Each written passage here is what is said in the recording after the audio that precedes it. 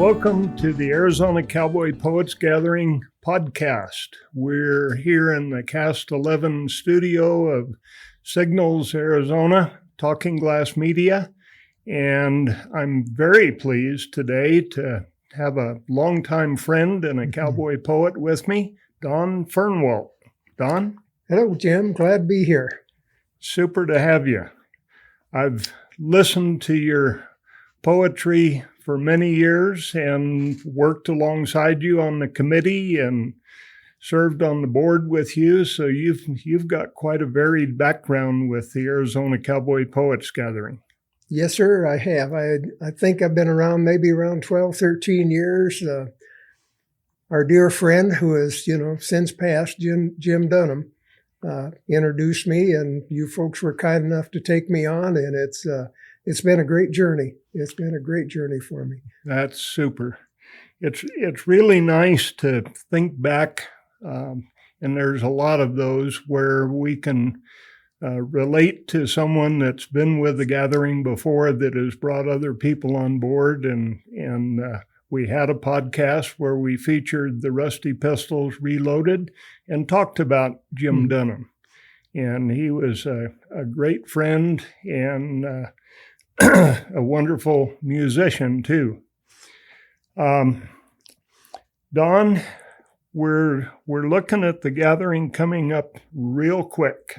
Aren't we? August 7th, 8th, and 9th at Yavapai College here in Prescott, Arizona. And what's your part in the gathering going to be this year? Well, fortunately, you folks have invited me back for another year to perform, so that's part of it. But the working side of it is the Merkantile that I chairman along with my wife Roslyn, and she's probably the bigger part of it. I'm just the figurehead, I guess.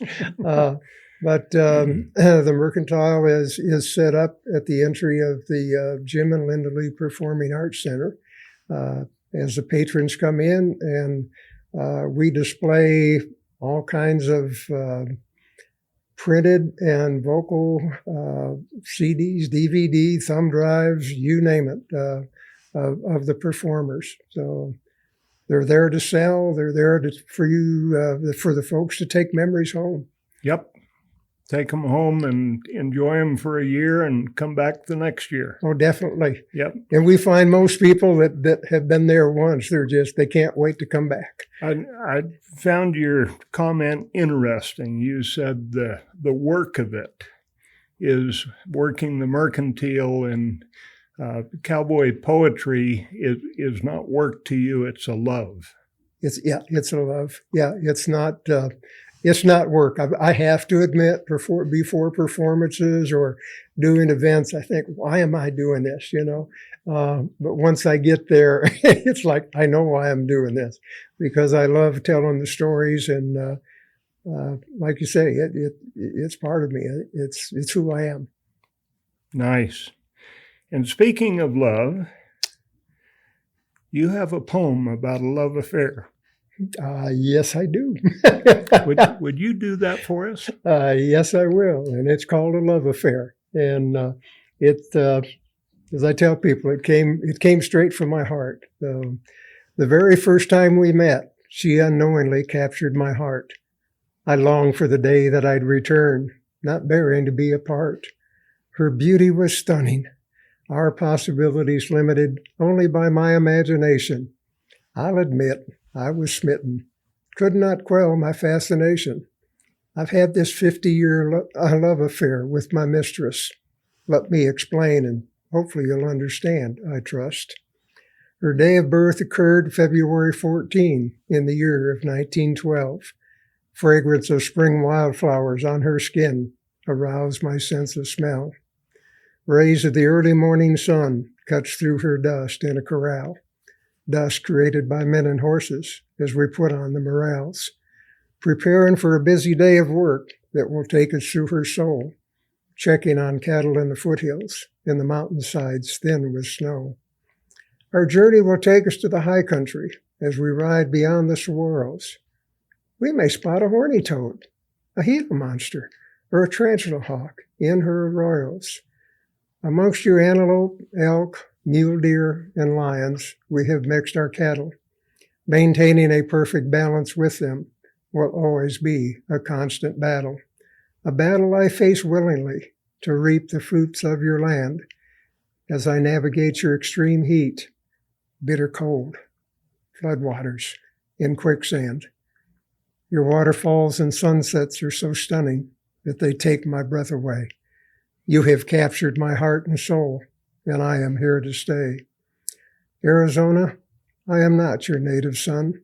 I have chosen you as my own, and I will always love you till the good Lord calls me home. Thank you. Thank you, Don. Yes, sir. I'm like you. I'm not a native, but I've been here 78 years now. And I love Arizona as you do, and I love the way you describe Arizona in that poem. It's very, very nice. Thank you. Something about cowboy poetry that we hear a lot. I say hear it because we're blessed with having the Arizona Cowboy Poets Gathering and having cowboys get up on stage and in breakout rooms and day sessions and recite poems about the life they love, sometimes the hard work that they do, sometimes the challenges they face, but all of those things add up into real life experiences. I will admit I've heard some embellishment from time to time, but it wouldn't be a good story without a little bit of that now and then, Jim. I think maybe even you do that a time or two. Oh, now come on, Jim.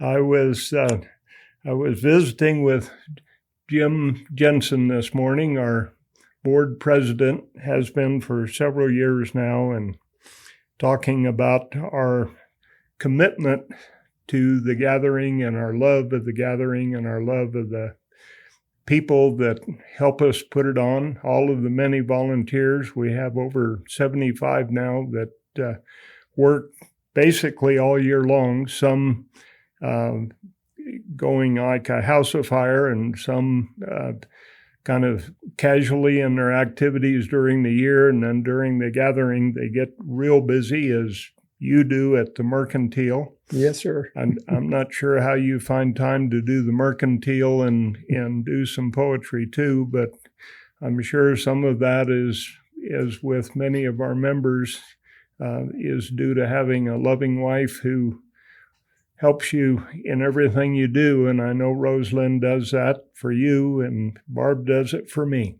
Yeah, Roslyn's definitely my rock. Definitely.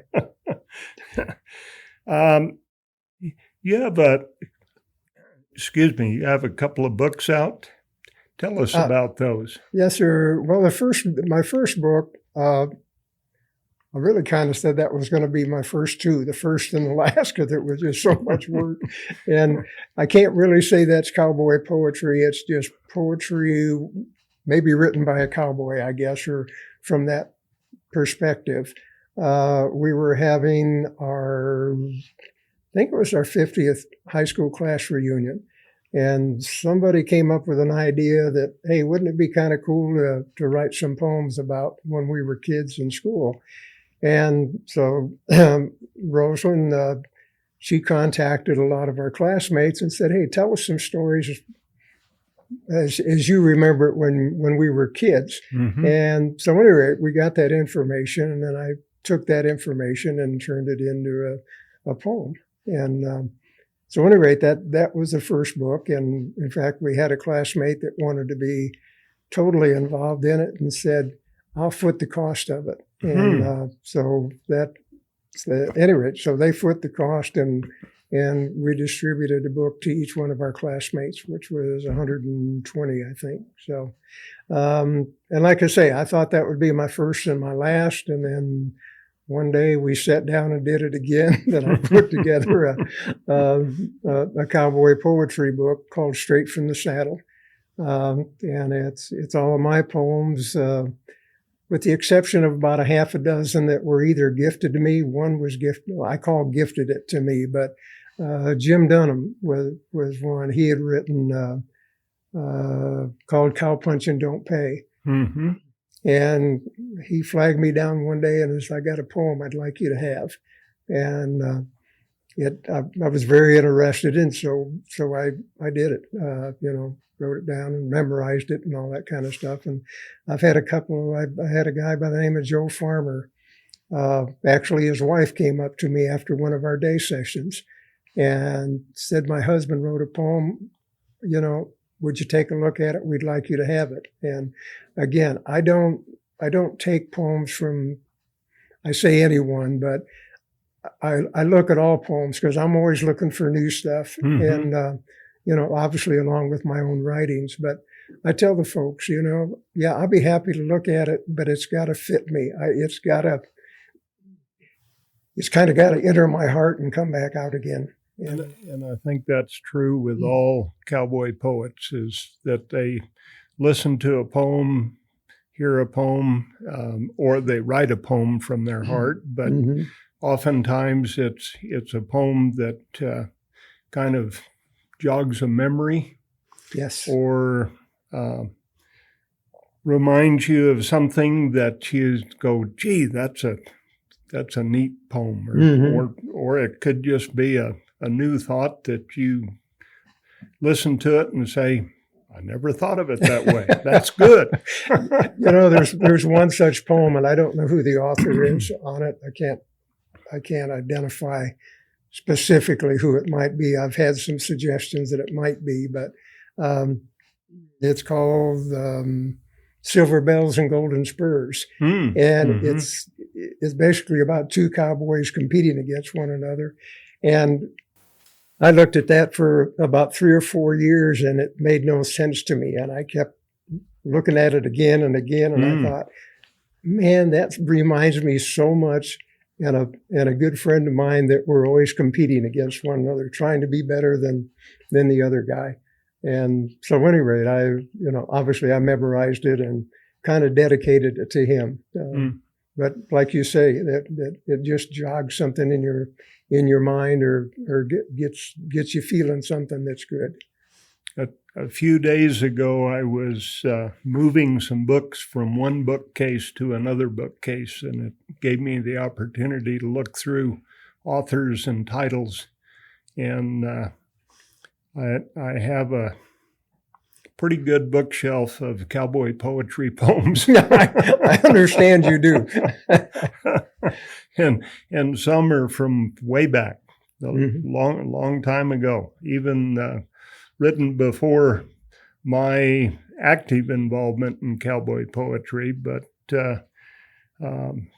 I got exposed, I'll say, to cowboy poetry when I was invited by Sally Harper then, because she was a young girl and I was a young kid, and got invited to join their extended family at a family barbecue, and they did some cowboy poetry and some cowboy music, and that really got my interest even back then as a child. And then I didn't have much opportunity to be involved in it or do anything until the Arizona Cowboy Poetry Gathering evolved here in Prescott. And we were, I think, the third cowboy poetry gathering in the United States to formally call ourselves a cowboy poetry gathering. Oh. And first 2 years I wasn't involved, but then after that I got involved, and as I said earlier, I've been involved ever since. Don, another one of your poems that you and I have talked about is The Mustang. Yes, The Mustang, yeah. Would you do that poem for us? Yeah. I'll just give you a short little, I guess, quip or intro on that is cleaning the horses up one morning, as I always do. I was looking to the east and, down the dry creek bed, and the sun was coming up, and I thought, there's got to be a poem down there somewhere. So this is what came out. It's called The Mustang. As I looked down the draw into the face of the early morning sun, I saw a bay Mustang debating if he should stay or run. He stood there with his left forefoot raised as if in pain. His coat told me he was unsuccessful, finding shelter from last night's rain. A 2-inch split right ear was the sign of a Navajo brand. Was he turned loose, or did he run to join a Mustang band? That didn't matter now. He needed help. Would he trust in me? Not wanting to pressure him, I sat out water and some feed. I kept a watchful eye as he inched closer to my offering. Wide-eyed and skittish, his hunger overcame his fear, accepting the offerings. Early next morning, attending the horses, I found him standing by the gate. I bid him good morning and invited him in to become a stablemate. Inside an open gate, I left for him a flake of hay. Not closing him in, he could decide if he would go or stay. Across the fence, that bay Mustang with the blaze made himself a friend. And so it was he'd stay with me until the end. With the help of Dr. Clay Posey and Master Farrier Ray Brown, we nursed that horse back to health, and he was forever sound. The trails we rode, the things we did, I could talk for days. And what that horse taught me over the years would certainly amaze. As the saying goes, the smooth sea never made a sailor, and the perfect horse never made a horseman, according to Taylor. And so it was with me, just an old country boy who loved the horse, a man named Louis, a horse called Whirlwind, that put me on this horseman's course. Thank you. Nice. Thank you. Your love of horses and animals and livestock is still active, and you kind of have a hobby, shall I say, of driving horses today, and then you are kind enough to teach people how to do that. Yes, sir. Where I made my money was being a landscape contractor. Where I burned it up was with the horses. So that's not exactly quite true, because I usually got paid for going and doing things with them. But I had a carriage business along with the landscaping as a kind of a side hustle type of thing. But yeah, today, I'm just doing it for my fun, my pleasure. Anybody that wants to come out, I'm happy to, harness, hitch up, and go for a drive. And in fact, our good friend Mike Dunn, he comes up from way down in Santan Valley, and he usually comes up about once a month, and we have a ball. In fact, he even brought his granddaughter up here not too long ago. So it's kind of an open invitation for me that anybody wants to come. And they said, but you're busy, we don't know when to come. And I said, I'm never too busy to get the horses out and, and go for a drive. Well, and what you described in that poem, working with that Mustang, I'm sure is part of why you're successful with draft horses or driving horses. Yeah, I've gone everywhere, all the way from draft down to miniatures and back up again. So everything in between. Nice. You do a lot of, we call it community service, community outreach, not only for the gathering here in Prescott, but you've done some other places. As you mentioned, you've done some back home for your high school class. You've done some for the NAU Rhodes Scholar Program. You went to California and did some cowboy poetry for the Sisters of Notre Dame Convent. That was a surprise. I'll tell you that little bit about that story. Is my wife's sister-in-law is a nun. She has since passed away, but she got word that she was ailing and her time was near. And Roslyn said, I've got to go see her. And I said, you're not going without me. I'll go with you.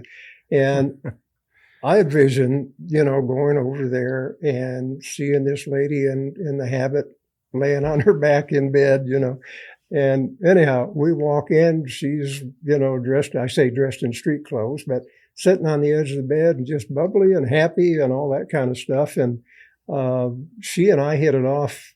I mean, like we'd known one another for years, and I don't know why. But one thing led to another, and the poetry thing came up, and I did a poem for her that was very comical. And she said, oh, my goodness, if I can get permission from the, whether the mother, sister, or, she said, would you come back tomorrow and do a show for us? And I said, well, yeah, I guess I can. And she said, and you got to do that poem. I said, that one? And she said, yes. So anyhow, that's what happened. We came back, and it was, I say strange, but we did. I say we did, but Roslyn and I came back, visited with her. I did about a half an hour show or something. And when I started out, they were looking at me. And after about 2-3 minutes, it was like this, and then it was. And anyhow, we got through, and it was what I thought a polite applause, and we left. And we came back the next day to see Roslyn's sister-in-law and basically say our goodbyes. And we walked in, and she said, "Oh, you were the hit of yesterday." And I said, "What are you talking about?" She said, "Everyone loved you." And I explained to her what I had seen, and she said, "Oh, well, we're taught that we're not supposed to laugh and look people eye to eye and all that kind of stuff." So it was quite an education for me. Interesting that a group of nuns and sisters would find enjoyment in cowboy poetry. Mm-hmm. I think because it's so simple. When I say simple, I don't mean simple. I guess what I'm trying to say is it's simple and straightforward. You don't have to sit there and try to figure out what the message is. It's there. Well, I think, as I've heard thousands of times, it's from the heart. Mm-hmm.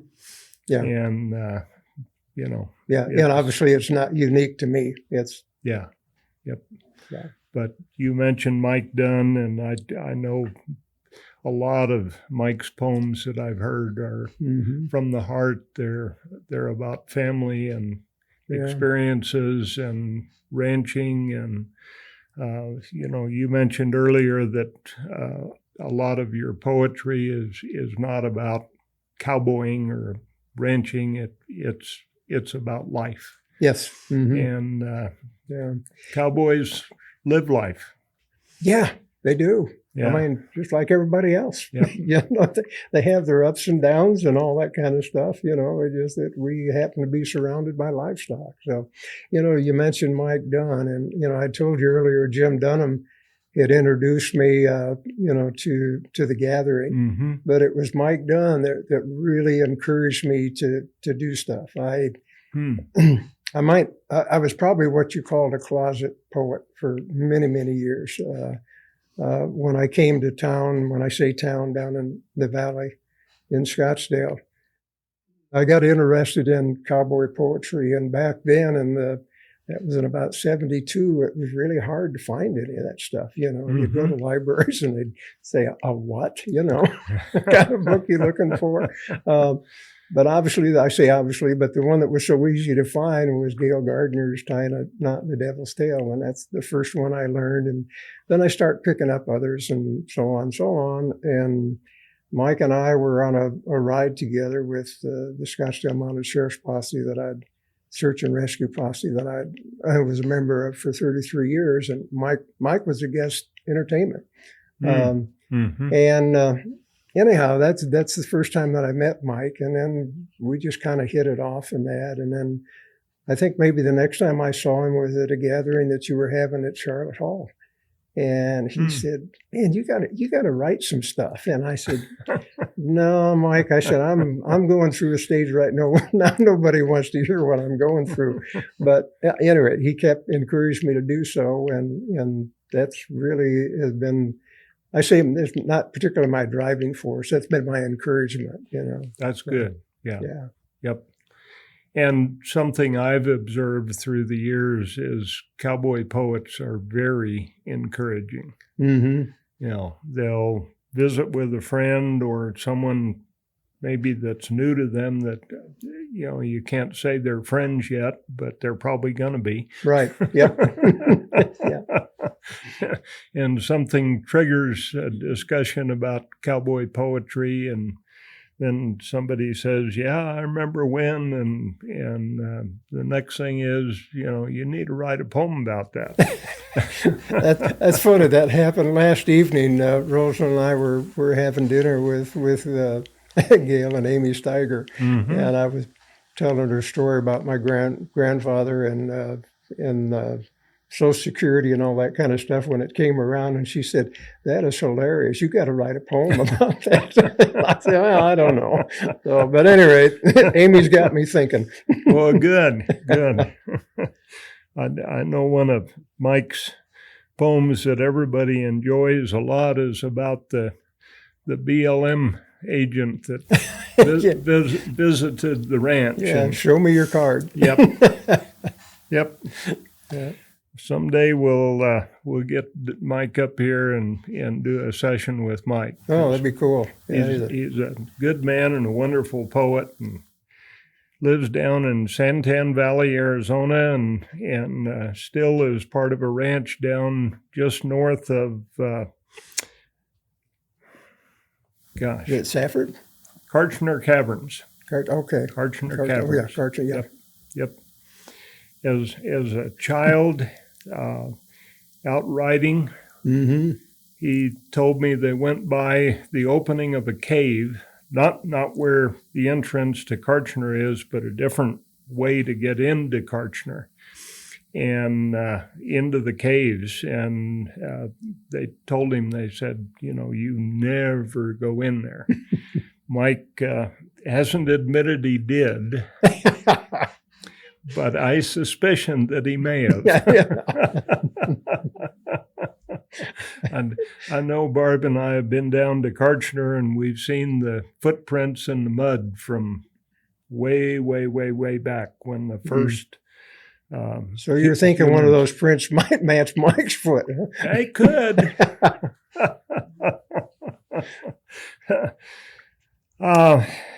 Don, some other things at the gathering. We've talked about the dates. We have 3 night shows in the evening, and that's when the Merkantile gets tremendously busy.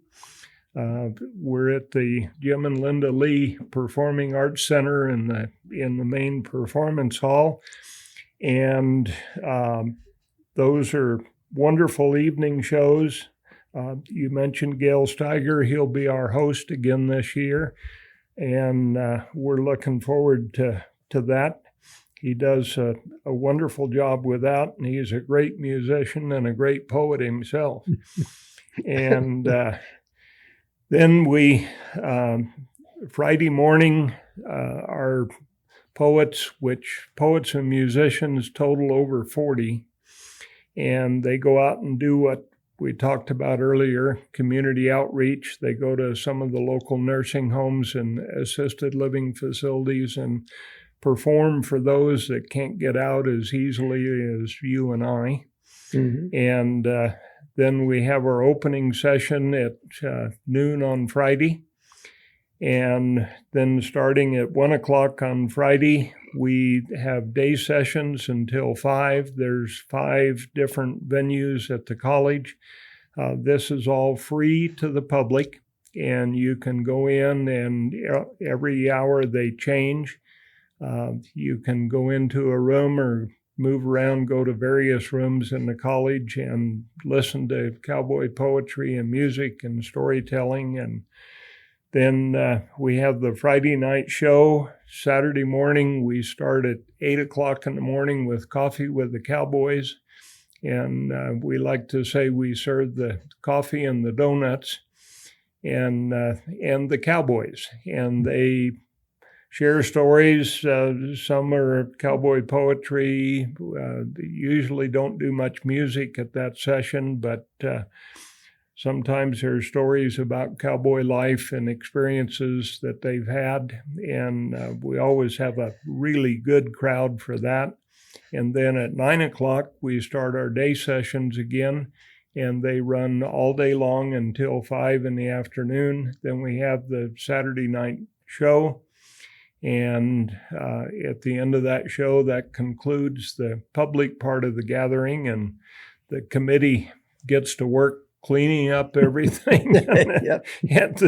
at the college, loading up the trailer that goes back to storage and doing a myriad of tasks. But the camaraderie is wonderful, and we invite the public to come and enjoy the Arizona Cowboy Poets Gathering. If you haven't been, we've had a lot of people tell us over the years.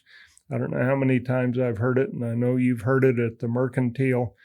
I never thought cowboy poetry would be like this, and I'm coming back. Yep. I got to tell a little story on Gail. I was I was honored to be on the night stage last year, and he was host, as you mentioned. And Gail come to me and he said, "Hey, what do you want me to say about you?" And I said, "I don't know, Gail." I said, "You know me. I just wing it. I don't care." So he introduces me.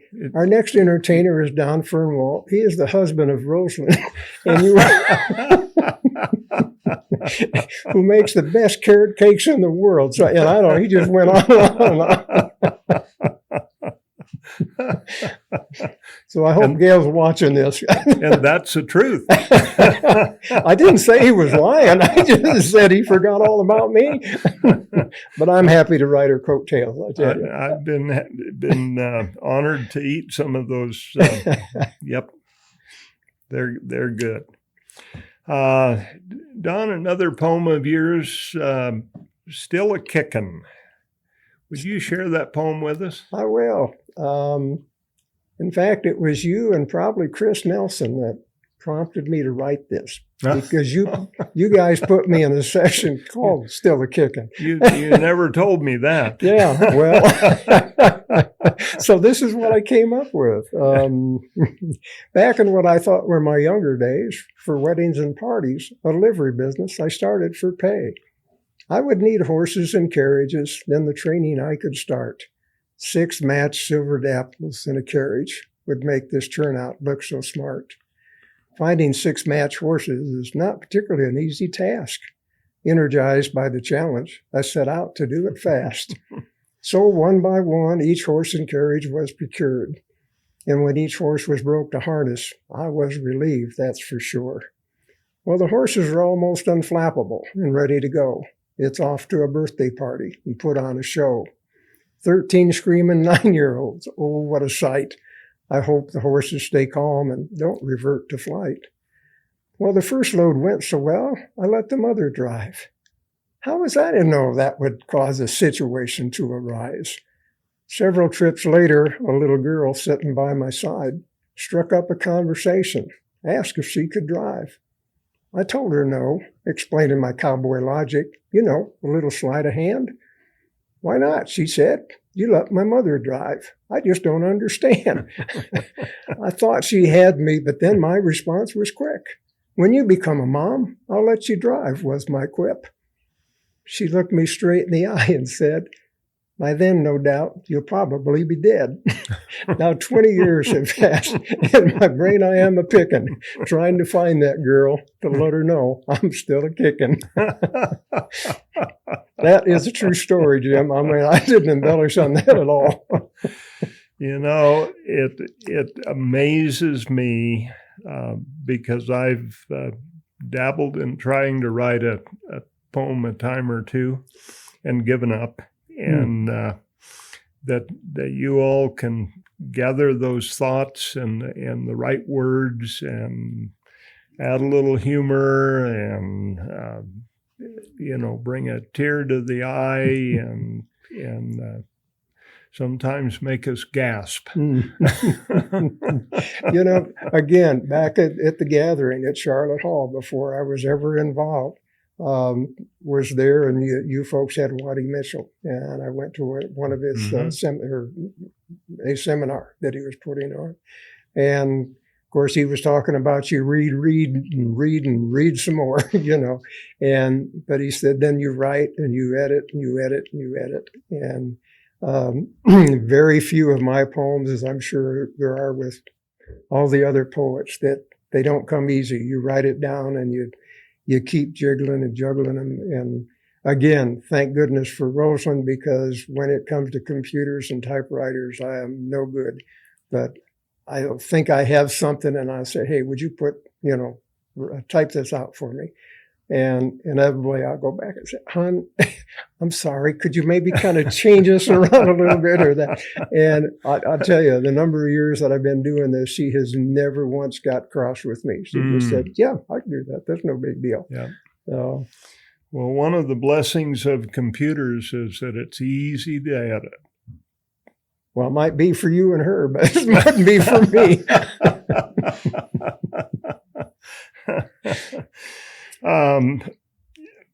I want to change direction a little bit here for a moment and mention that Ross Knox, and Ross was at the first Arizona Cowboy Poets Gathering, and he's been at a number of them since. Hasn't been very active for here at the gathering for a number of years, but He's done a lot of things in his life. He's been up north. He was at the Grand Canyon, and I think he still holds a record for running a pack string up and down from the south rim of the canyon down into Phantom Ranch and back, running a pack string for the National Park Service. And he did that for many years.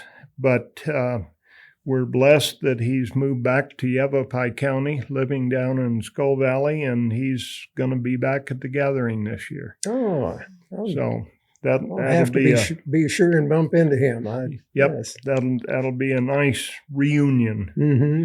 Yeah, you mentioned Waddy Mitchell earlier, and I understand that Waddy is retiring from performing cowboy poetry. Okay. I expect he still may do some kind of now and then wherever he lights, but a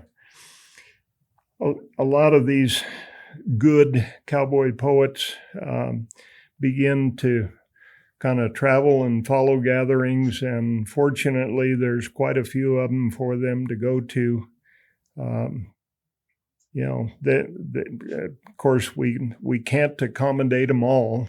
We have over 300 cowboy poets and musicians in our database, and we're only able to invite about 40 every year. So just maybe a little over 10% of them get invited, and then some we have back fairly regularly, and others we have every few years, and some we have every now and then. And honestly, some never get invited, and that's not to exclude them and say that they're not wonderful cowboy poets, because they probably are. But just, life gets going forward, and it's hard to include everybody, but we try. Well, that's probably one of the I say not negatives. That's one of the things that happens with putting on such a gathering as you folks have, and now I'm included in that. But it's such a good gathering. People want to come. The poets, musicians, storytellers. This is some place that they want to come, and it doesn't just happen. It's because of you and all the other volunteers that work so hard to put on. I say a respectable gathering, but but we do. We show such respect to not only our patrons and our sponsors and that, but to the poets and musicians that we truly enjoy having them here. Yep.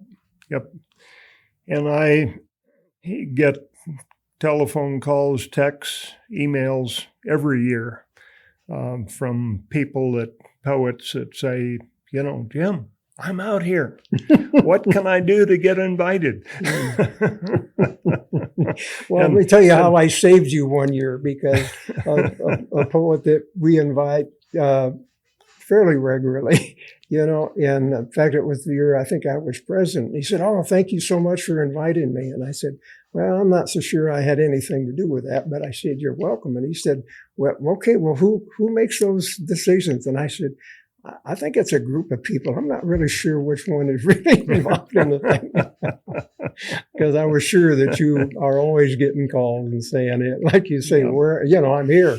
Well, we have a committee of 6 that spends a lot of time right after the gathering, really. We do that between the middle of August and December, where we go through all the poets and musicians that are out there and try to select who we're going to invite, and then we reach out to them and invite them. And I would say this year is probably a typical year in that we had one young man who said, "I'm sorry, I can't come." He recently got married and is busy with a new wife and a new home and becoming truly a young man. And he said, "I want to come back." He's been here before, but he said, "I just can't this year." And out of 40 plus, that was the one that said, "I'm sorry, I can't come." Yeah. We're blessed in that way. Very, very fortunate. Don, another of your poems is Horizontal Hanging. Yeah. Share that with us, if you would, please. And when I say it took me a while to write this, it took me a while to get my head straight to even want to think about it. And I embellish this one slightly, but for about 90% of it is true. But I got caught in a flood back in 2017, and the reason I got caught was I was not only trying, but I was able to get the horses out, so we saved them. And anyway, I say banged up. My bones got readjusted a little bit, and my wife said, "You need to go to the chiropractor." And I said, "You know how I am with them. I can't relax when they're about to go." And anyway, as all of us happily married men know, we succumb to what the wife wants done. So anyway, I came up with this horizontal hanging thing, and like I say, it took me about 3 years before I could even sit down and think about it. So it all started in July of 2017, shortly after the Goodwin fire. Now, this story is mostly true because I'm not much of a liar. 2 storms had come together about 5 or 6 miles up the creek. The rapid flow and rising waters was of concern, making my knees weak. But then the waters started to recede. With joy, I let out a shout. Halfway to the house, I heard, "Water's coming in. Get the horses out." Without my wife sounding the alarm, the horses surely would have been lost. It was my sole responsibility to save them, no matter the cost. With the help of my neighbor Tammy, the horses were taken to higher ground as the water roared by at 50,000 gallons a minute, making a horrible sound. I found myself trapped amongst some trees, water up to my chest. At age 76, climbing trees is something I no longer do best. I heard, "Get a rope, save the cowboy." Who it was, I do not know. Apparently, they couldn't find a lariat, so they threw me a garden hose. No self-respecting cowboy would stoop so low. I had my pride. Then I heard the Lord, "Cowboy, I'm trying to save your hide." I grabbed that hose tight as they jerked me off my feet. For 10 yards with me, they dredged the bottom of that creek. Looking like a dirty, drowned rat with every bone in my body rearranged, I was safe, grateful to be alive. But upchucking charcoal water had me deranged. My wife insisted that I go to that bone cracker, Jim Micret. Said he's known to perform miracles and once again would make me strut. Had I known what was in store for me with Jim and his cronies, I would have chosen to continue walking like a freshly gelded pony. He set me in a chair, then tried twisting off my head.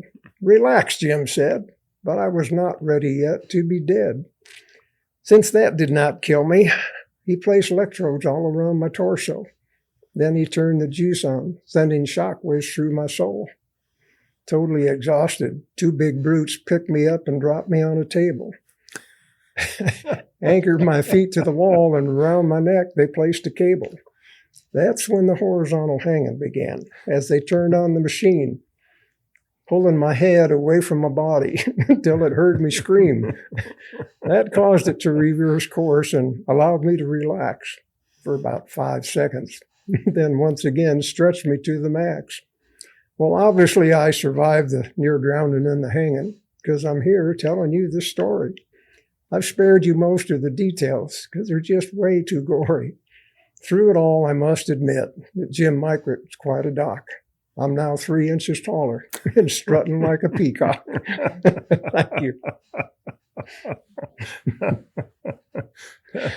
That's where you take one of those life's experiences and put it to rhyme and rhythm and Yep. Well, that day apparently the Lord didn't want me and the devil wouldn't have me, so I'm still hanging around. share a story that we all enjoy. Mm. Well, Don, I think time is kind of about to get away from us here, and we want to invite everybody to the Arizona Cowboy Poets Gathering, August 7th, 8th, and 9th. We've got a website, azcowboypoets.org, that you can go to and get a lot of information. We've got 2 Facebook pages. One is Arizona Cowboy Poets Gathering. The other is Friends of Arizona Cowboy Poets Gathering. And we would like to thank Talking Glass Media and Cast 11 and Tony, who takes care of us here and does an absolutely wonderful job. And we look forward to visiting with you again. Thank you very much. Adios.